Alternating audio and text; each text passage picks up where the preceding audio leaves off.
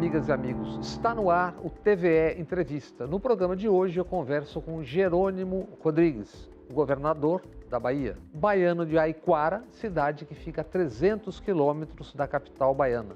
Seja bem-vindo à TVE, governador. Olá, Bob. Prazer me encontrar com você. O senhor é o primeiro governador autodeclarado indígena. De que povo indígena o senhor é? E quando é que começa a sua caminhada, a sua história familiar? Desde quando eu saí de onde eu nasci em uma vila, em um povoado rural, em um município pequeno no sudoeste e sul da Bahia, chamado Aiquara, Palmeirinha. Eu tive que sair bem cedo, menos de 15 anos, para ir para uma cidade maior, Jequié, em busca de estudos. E assim que eu cheguei, enquanto eu vivia na zona rural, essa característica ou nominação de indígena não aparecia. Quando eu chego em Jequié, uma área urbana, cidade grande para aquela região, os colegas de futebol, os colegas de escola começaram a me chamar de índio. Dadas as características de cabelo, de cor e de estilo também. Daí eu passei a reconhecer isso mais fortemente em mim. Depois, vindo para Salvador, eu aqui também, algumas pessoas me identificavam assim na universidade. E em todas as papéis, documentos identitários, eu já registrava, quando perguntavam a minha origem, eu já reconhecia como indígena. Então foi assim quando eu fiz o concurso para a Universidade Estadual de Feira de Santana, foi assim quando eu fui a Brasília trabalhar com Dilma, que é a minha ficha, lá no MDA, me considerei como tal. E na época da candidatura, naturalmente, não teve nenhuma intencionalidade de querer me identificar para tirar proveito ou algo do tipo. Até porque, para algumas relações, nem proveito é. Tem até um preconceito ainda muito forte. Então, por conta disso, eu me assumo como tal.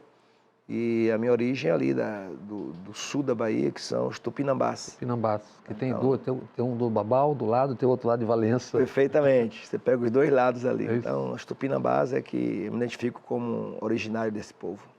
Governador, qual é a sua formação profissional? Eu fui, na época que eu vim para Salvador, eu fiz o concurso, passei em engenharia ou construção civil, fiquei um ano na UNEB, em Salvador, mas com a intenção de fazer agronomia, por conta da minha origem.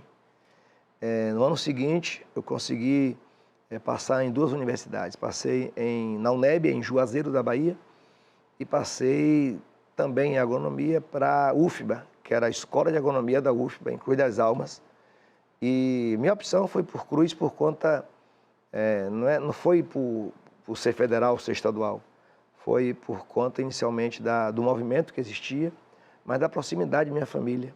Então, Cruz das Almas está perto de Salvador, então, no final de semana, um caso ou outro, eu via para Salvador, e por conta disso, aí minha formação é engenharia agronômica, eu sou engenheiro agrônomo.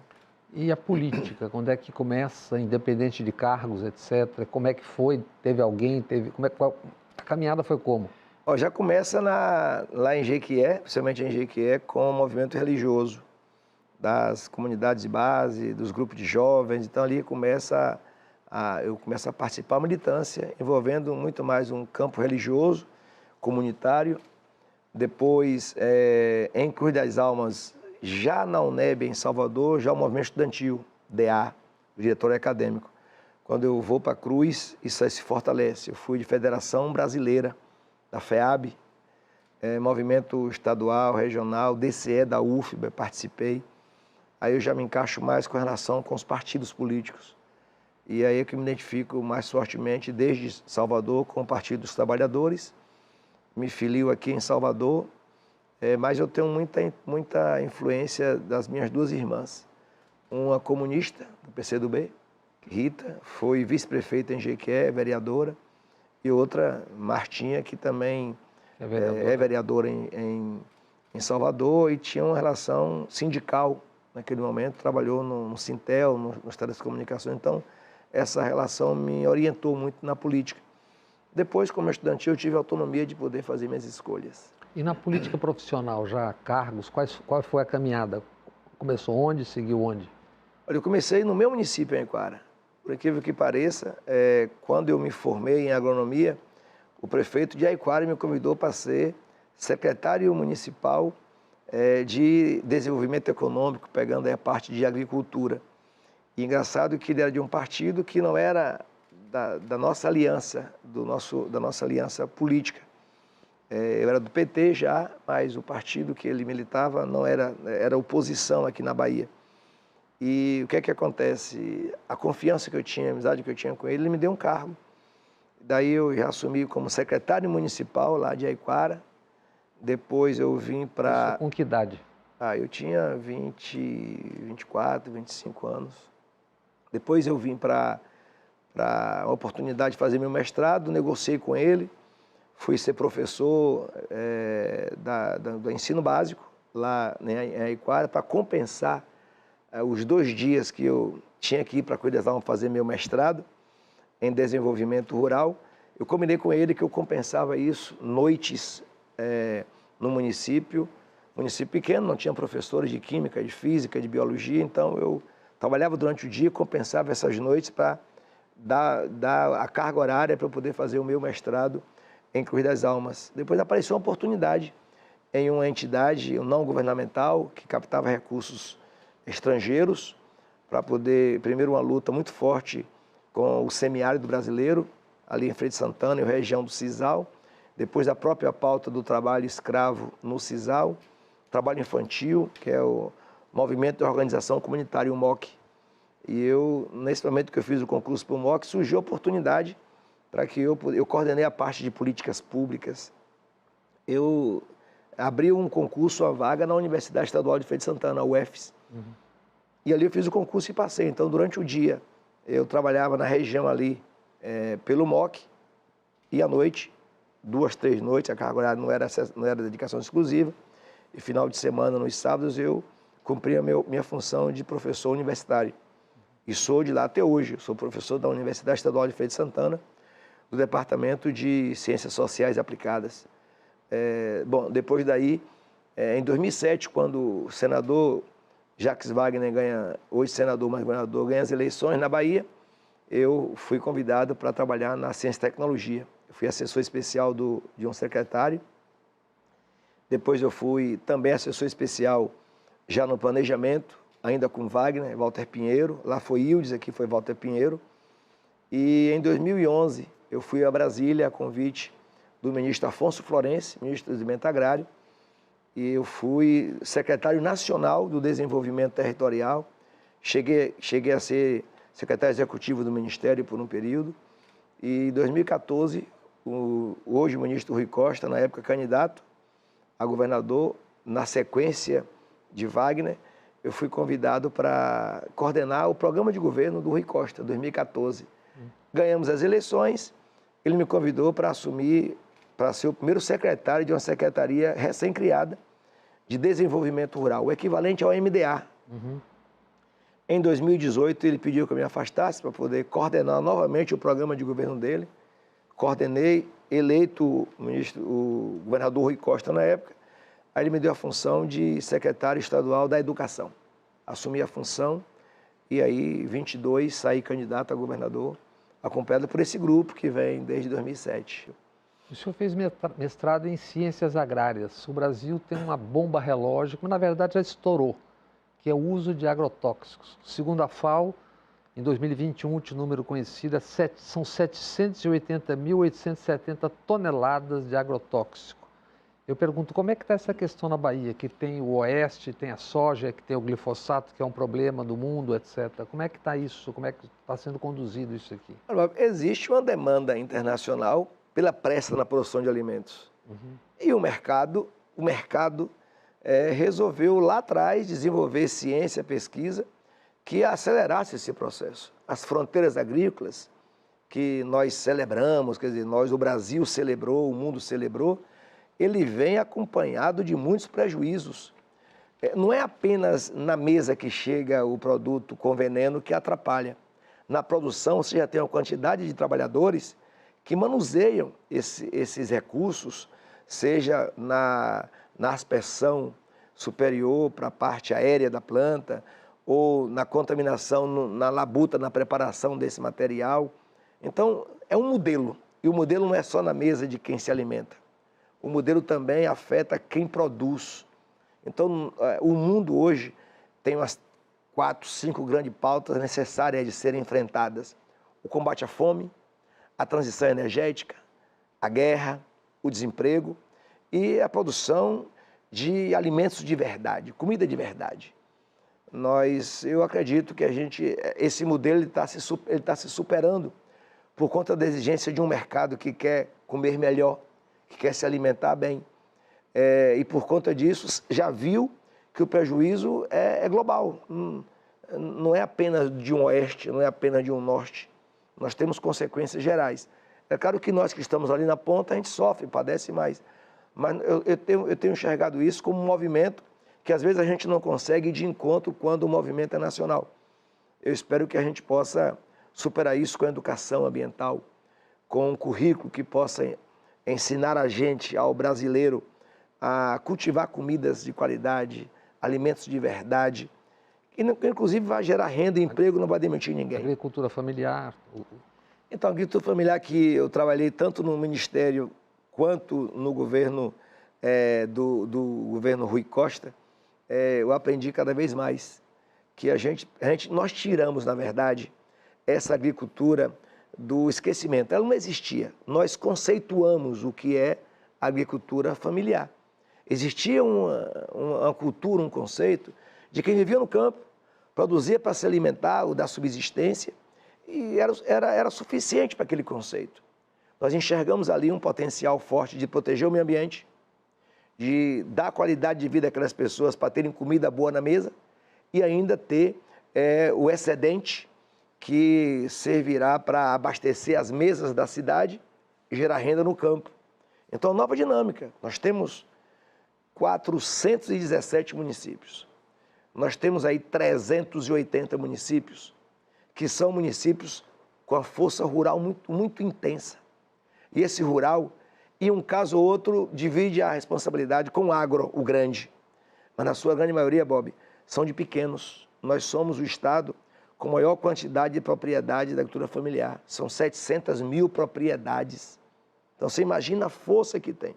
Se for olhar pelo campo do mercado, cada propriedade dessa com 3, 4 pessoas, você vê uma população muito forte, que os governos têm que botar o olho nisso.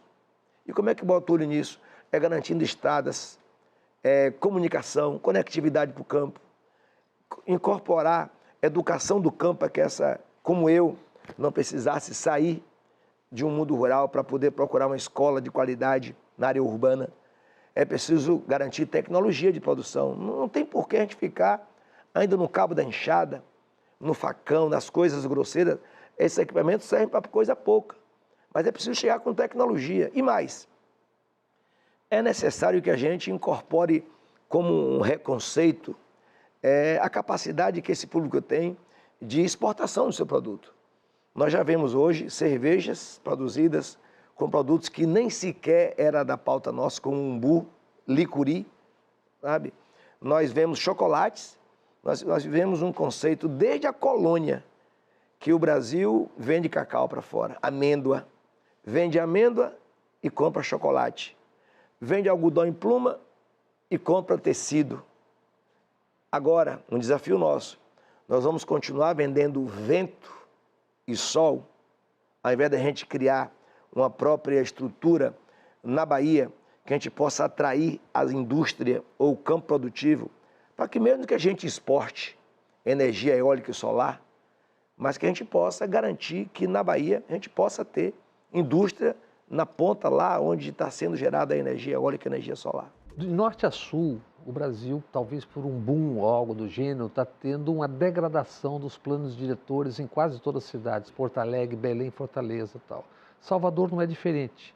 O senhor é governador e não prefeito, mas eu estou vendo terrenos, a praia, prédios à beira-mar, torres, e a cidade esquentou 0,8 graus em poucos anos. Como é que o senhor, como cidadão, vê essa questão, que é da Bahia, mas não é só da Bahia, mas que é uma questão local de Salvador? Olha, nós temos embates fortes sobre a qualidade de vida, principalmente nos grandes centros. Nós precisamos muito de áreas verdes, de parques, de ambientes que a gente possa, final de semana, as famílias poderem aproveitar como espaço de lazer, mas acima de tudo que a gente possa manter equilíbrios de temperaturas nas nossas sedes. Salvador tem padecido muito de falta ou de perda de áreas verdes. Se você olhar Salvador de cima, nós ainda temos uma parte, um pedaço de Mata Atlântica, mas uma grande fatia já praticamente já não existe. Além disso, nós temos nascentes e áreas de esponja que absorvem quando Salvador chove muito. Nós temos um período do ano que é ali o inverno, nós estamos considerando a quantidade de chuva que cai sobre a cidade de Salvador. Isso implica e impacta muito, por exemplo, nas encostas. Salvador é uma cidade de encostas. E por conta disso é desequilibrado, precisaria ter um controle mais forte, seja dos órgãos governamentais, seja da própria sociedade, com os conselhos municipais de meio ambiente. A própria política precisa fiscalizar isso. E eu tenho sentido muito a ausência desse embate em torno de um debate sobre que Salvador nós queremos, sobre a ótica do verde nosso. O senhor é de ascendência indígena, então eu lhe pergunto qual é a posição que o senhor tem em relação ao marco temporal? O que o senhor pensa disso e sobre os conflitos agrários que estão ocorrendo, continuam ocorrendo, inclusive aqui na Bahia, no Sul, tal? Como é que o senhor pensa? Isso foi reposto no governo passado, quando o Sérgio Moro, o ministro, voltou atrás de uma decisão já tomada. Como é que o senhor vê essa questão hoje? Olha, hoje eu faço parte dentro do Fórum de Governadores do Brasil, de uma comissão, eu sou suplente, mas que está hoje no Supremo, o documento está lá para se rever, e nós estamos discutindo com os diversos interesses. Bom, mesmo na condição de um descendente indígena e na condição de governador, eu procuro sempre um equilíbrio. Existem hoje situações na Bahia reais que era preciso que o governo, que o Supremo, chamasse as partes para poder repactuar. Se for o caso, repactua o que é indígena, o que já está urbanizado, que a gente pudesse delinear, compensar com outras áreas, para a gente evitar conflitos.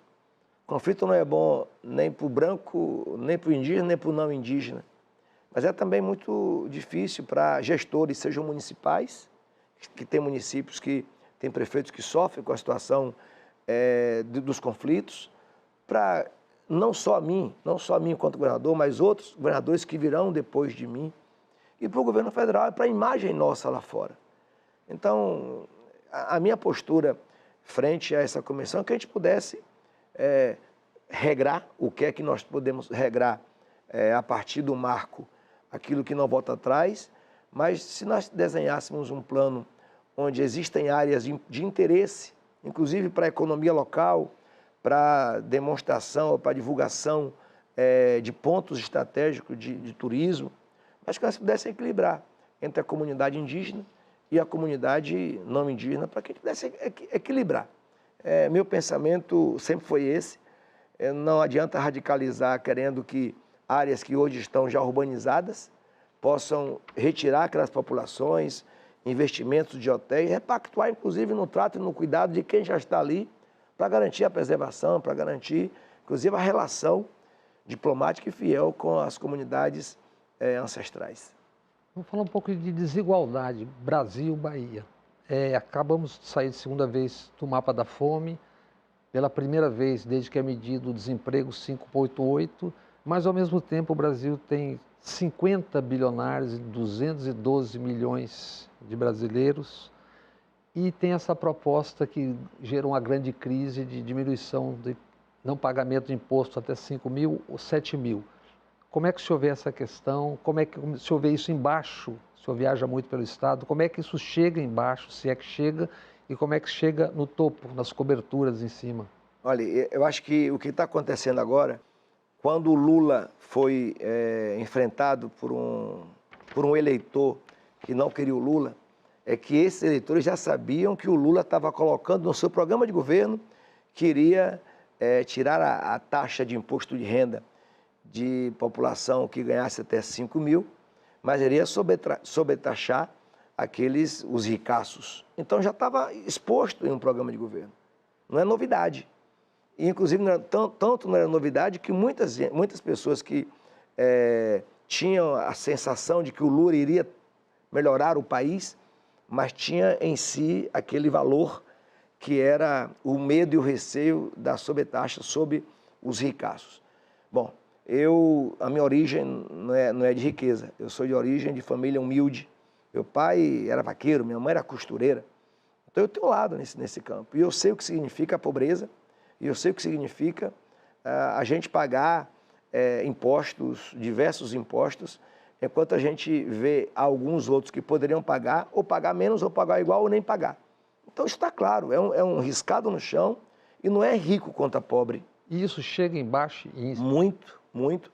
A população está consciente. Na Bahia, a população sabe desse...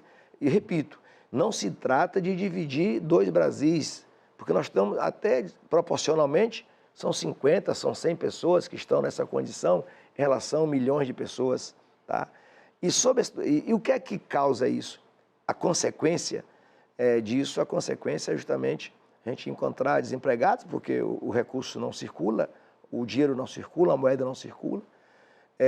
A fome, que nós voltamos a participar desse mapa, infelizmente, ficamos ali com 33 milhões de brasileiros em situação de fome, e agora a alegria de podermos voltar a essa situação de estarmos ausentes desse mapa.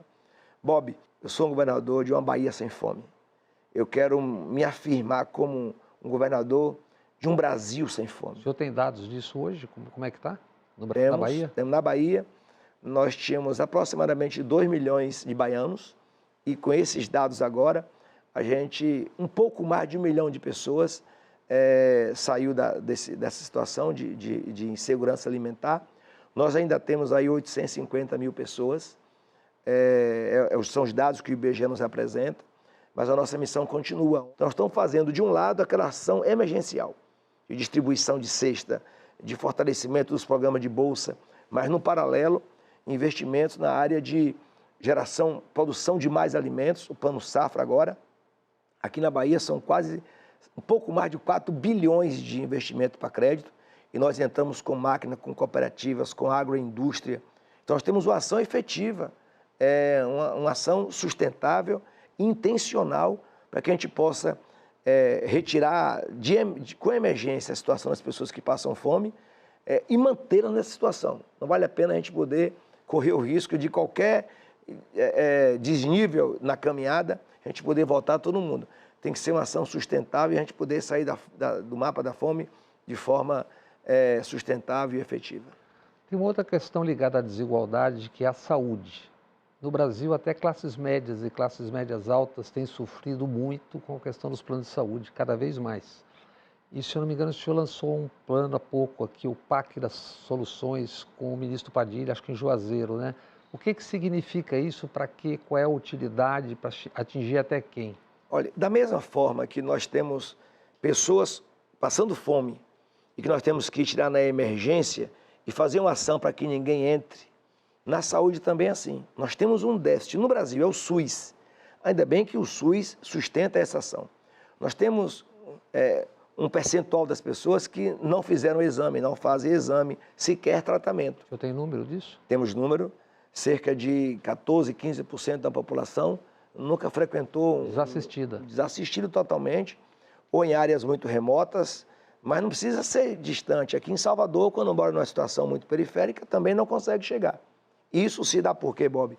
Se dá porque nós não temos ainda o SUS, no seu conceito primordial, efetivo, porque são 3 escalas de ações, municipais, estaduais e federais. O Estado, junto com o município, nós temos a responsabilidade de enfrentar o tema de alta complexidade. Os nossos hospitais, nós estamos em todas as regiões. Se você pegar o mapa da Bahia e olhar, hoje, ou nós já temos hospitais de alta complexidade, ou estão em construção, ou estão no ponto de ordem de serviço para um novo hospital ou um grande hospital. Então, a Bahia está toda regionalizada com grandes hospitais. Você tem um exemplo, Bob. O município de Barreiras, que fica no oeste, Barreiras, a sede de Salvador tem uma distância de 800 quilômetros.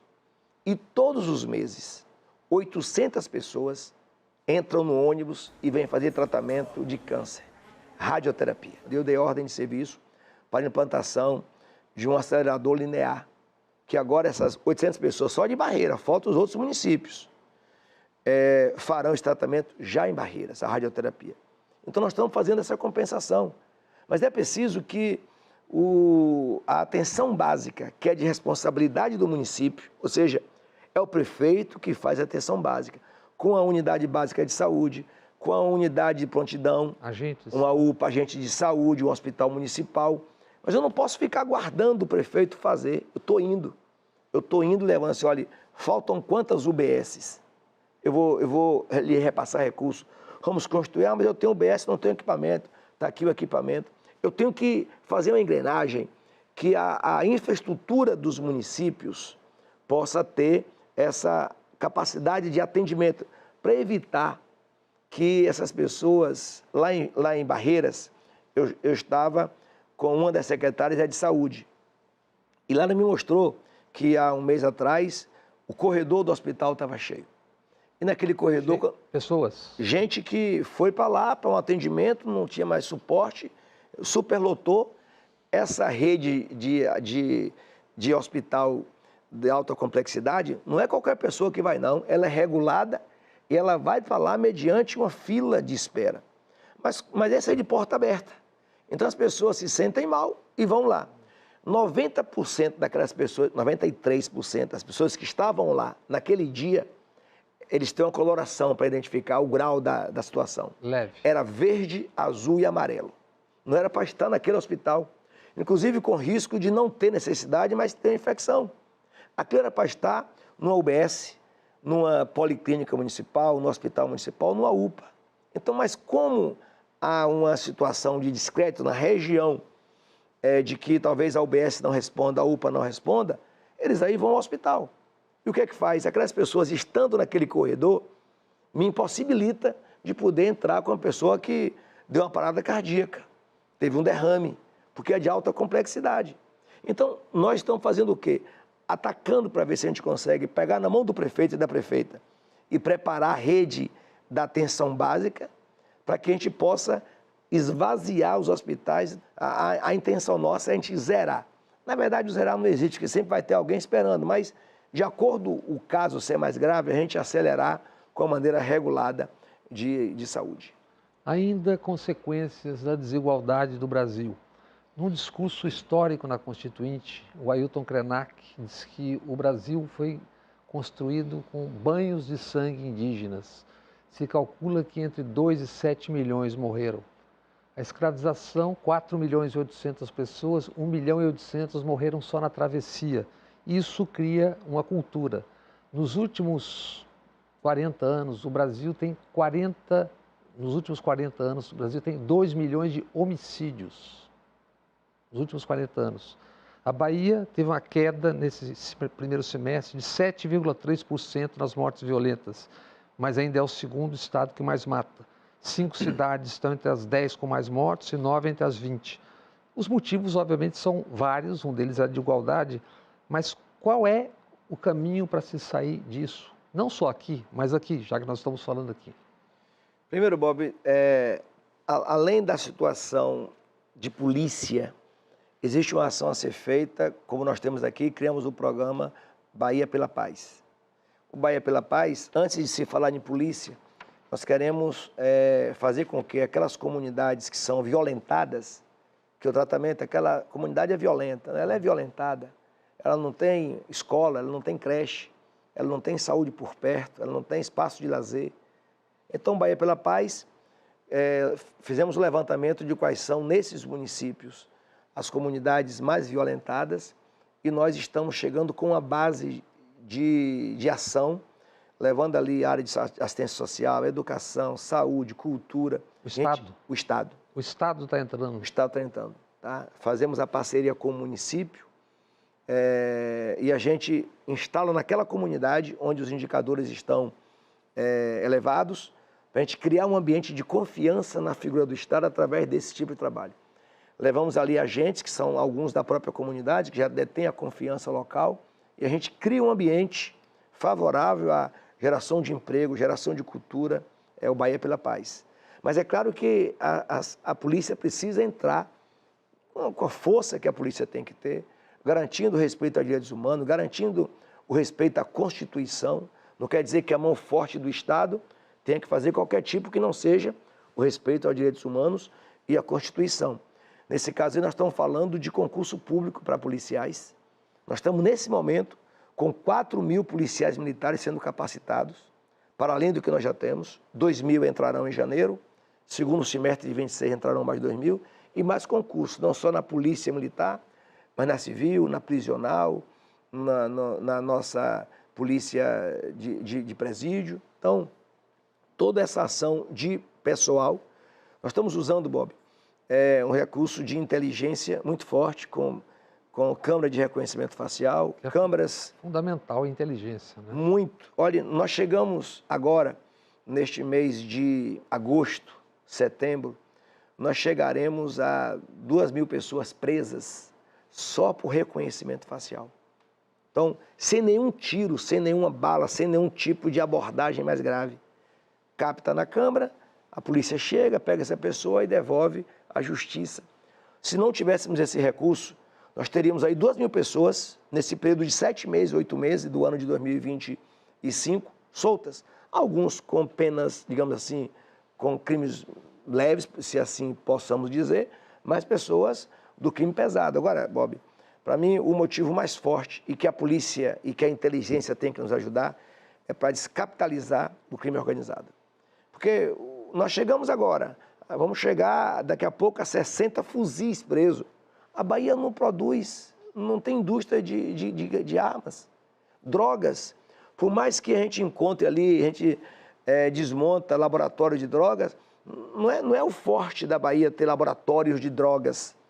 Portanto, é através do crime, sempre descapitaliza esses grupos, através de operações diárias, a gente consegue fazer um enfrentamento muito bom. Escola integral. O menino e a menina, eles estão na escola durante o dia inteiro. É um tema que preocupa o país inteiro. E existem contradições. Por exemplo, o secretário de Segurança de São Paulo, o SS Derrite, como eu chamo, ele foi investigado por 16 homicídios e é candidato ao Senado. O vice-prefeito por 8 homicídios e pode se tornar o prefeito. Quando teve aquela greve de 2012, eu investiguei 136 homicídios aqui na Bahia. E 80 tinha uma característica: toca ninja, moto e limpeza da cena do crime. Isso tem um significado claro. É difícil conduzir essa questão? Como é que o senhor conduz? O que faz? Como é que se sai disso? Olha, nós temos tratado aqui que a ação na segurança pública, nós trabalhamos com 4 Is. O I é de investimento. Não existe enfrentamento ao crime sem a gente fazer investimento. Compra de viaturas, de armamentos, de equipamentos de proteção ao trabalhador, garantir delegacias, prédios, é investimento. Nós temos que fazer isso. Tá? Inclusive na parceria com o governo federal, recursos que vêm de lá. O outro I é o I da inteligência. Então nós temos que trabalhar constantemente com inteligência. Porque senão a gente, por mais que a gente faça concurso, a sociedade vai querer mais policiais. E a gente sabe que é impossível qualquer governo do estado garantir que em cada rua, em cada povoado, tenham lá um quantitativo de efetivo. Então a inteligência adianta, acelera as decisões, dá foco naquilo que a gente precisa. E a gente não tem limite no negócio do recurso, é ganhar tempo e saber aonde a gente tem que atuar. O outro I é a integração. Nós trabalhamos muito com a Polícia Federal, Polícia Rodoviária Federal, com os órgãos do Tribunal de Justiça, o Bahia pela Paz mesmo. Eu me reúno todos os meses, tem um dia no mês que sentamos com o Tribunal de Justiça, com o Ministério Público, Defensoria Pública, Assembleia Legislativa. Então isso é integração. E os comandos das polícias, porque a PM, por exemplo, se eu não me engano, é a segunda maior índice de letalidade no primeiro semestre. Quer dizer, tem aí um problema de formação, não tem? Tem. E os comandos das polícias, seja da civil, da militar, de presídio, todo mundo ali dentro. E o último I, que é o I da inclusão. Se a gente fizer tudo isso, a gente não perceber que a escola está por perto, que a saúde, que os meios de comunicação estão acelerando isso, ajudando a gente, nós não temos como enfrentar. Então, a firmeza que nós temos que ter na segurança pública é garantir que tem investimento e palavra forte.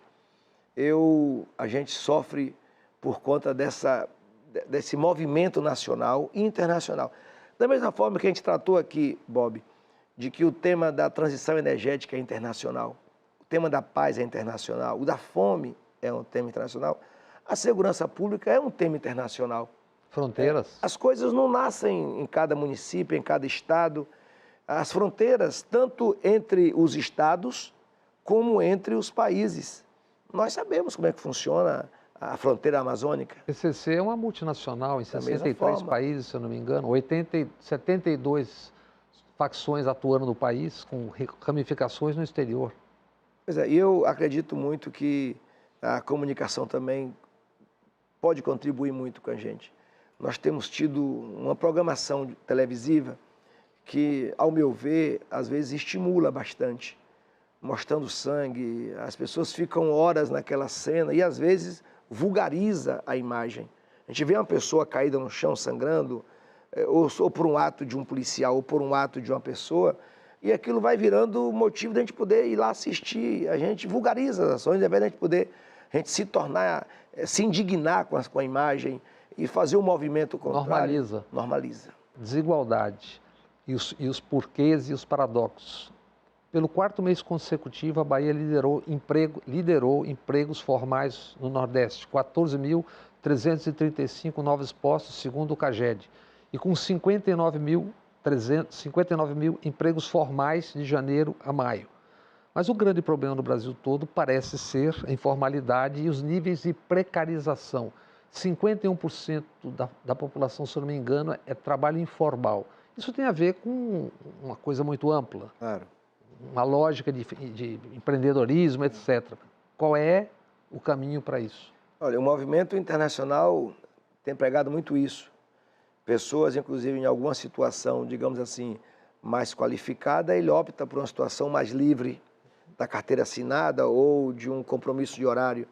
Já uma outra parte da população não é isso, é falta de opção. Então, quando você vê a chamada uberização da economia, é porque falta as condições reais da gente poder encontrar as condições de trabalho para as pessoas, com a dignidade, com a responsabilidade trabalhista.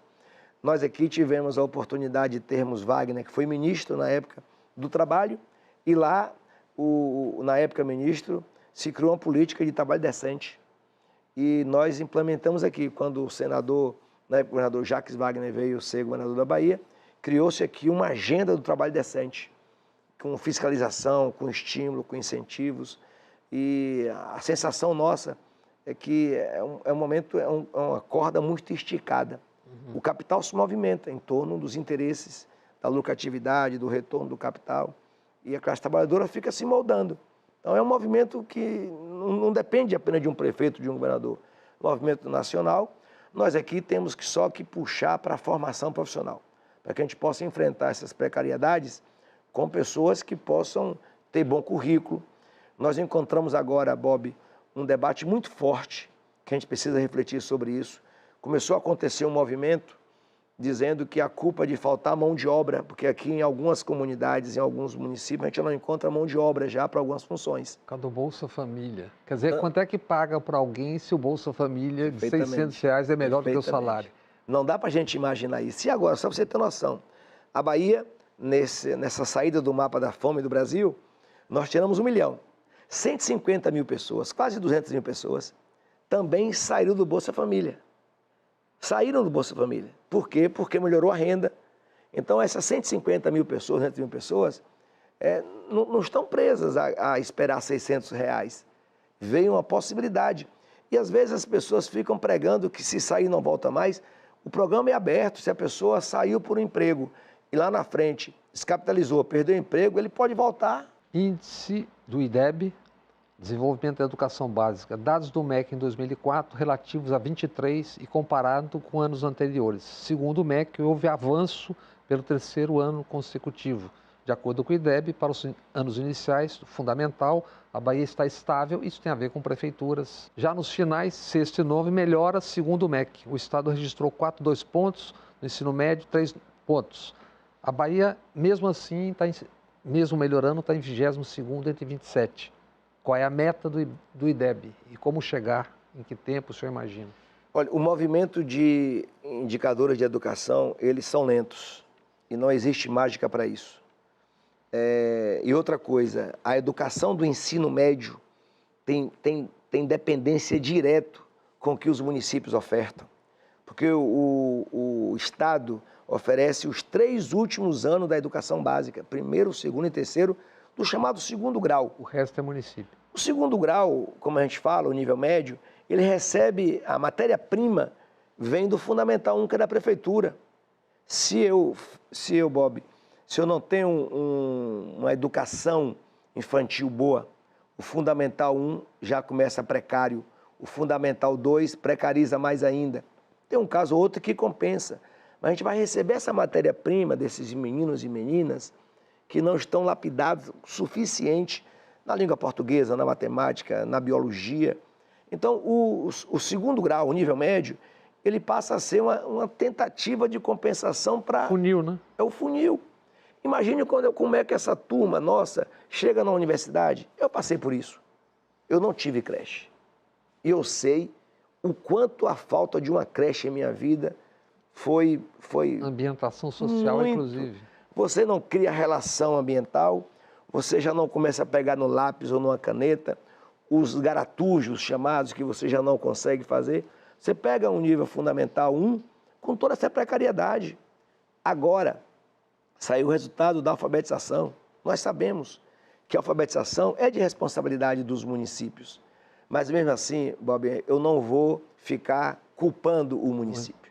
Nós temos feito escolas, creches em mãos dadas e o processo de capacitação, porque aí tem outro problema, que às vezes é intocado. Eu sou professor da universidade e eu sei o quanto a universidade tem responsabilidade positiva nisso, porque a formação inicial do professor vai garantir que tenhamos um bom pedagogo, um bom licenciado em geografia, em história, em matemática. Então, nós temos que questionar o papel do município, do Estado, mas chamar a universidade para dizer, essa responsabilidade é nossa. Formação. Vamos formar lá quando forma um professor. O senhor está falando isso que eu estou lembrando, que eu vi até na TVE, na inauguração do Cine Teatro 2 de julho, a coisa das escolas em tempo expandido, ou tempo integral. Qual o conceito do tempo integral? Esse conceito é baiano. Ele é de Anísio Teixeira. Foi Anísio Teixeira, lá de Caetité. Educador. Perfeitamente. Ele criou um conceito inicial, que inclusive ele dizia que a escola é a máquina, é a indústria da sociedade, quem forma as pessoas para isso.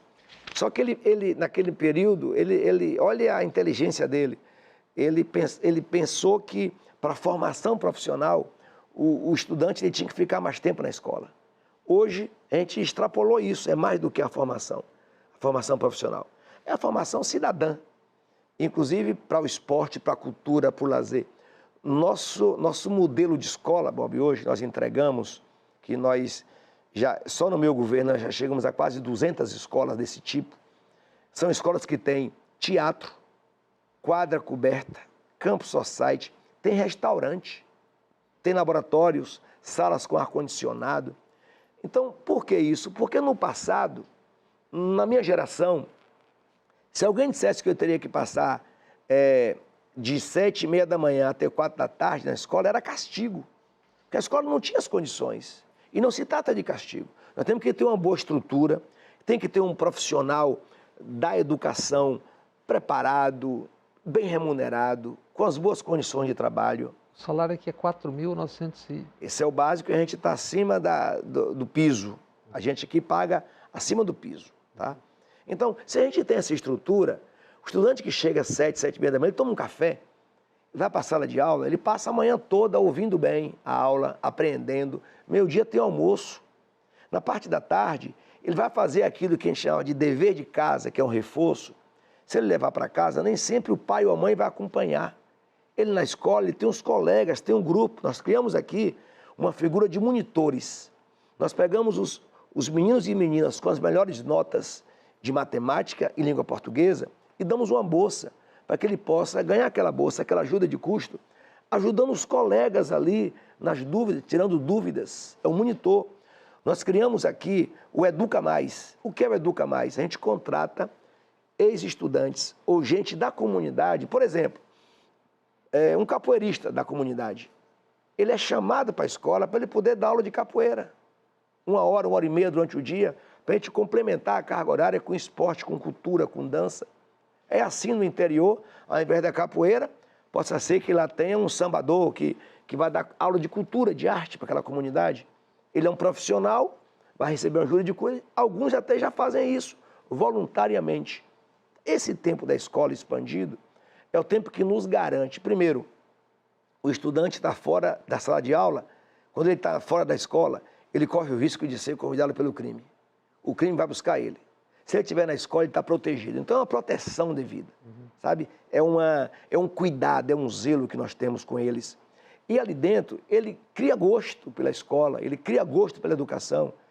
Ele pode até, depois que se formar, querer para a vida autônoma dele, empreendedor, mas a gente estimula para que aquela juventude possa ser um professor, ele possa ser um advogado, um engenheiro, um médico, um político, seja o que for, um comunicador. Nós temos nas escolas nossas a agência de comunicação. Um grupo de jovens, da mesma forma, cria um projeto para poder entrevistar os colegas, divulgar as coisas boas, divulgar a programação de prova, de aula, de futebol. Concorrentes no jornalismo? Concorrentes, vocês estão ferrados na comunicação. Então, a escola de tempo integral é um projeto de sociedade. E como é que está a questão da ponte, que é uma questão econômica, com larga penetração em vários setores, e também ambiental? Está andando, não está andando, soube que há uma questão geológica, uma dificuldade geológica de fixação e tal. Como é que está isso? Olha, o custo também, né? Nós temos na Bahia, pelo menos assim, uns 4 grandes projetos estratégicos e estruturantes. A ponte é um deles.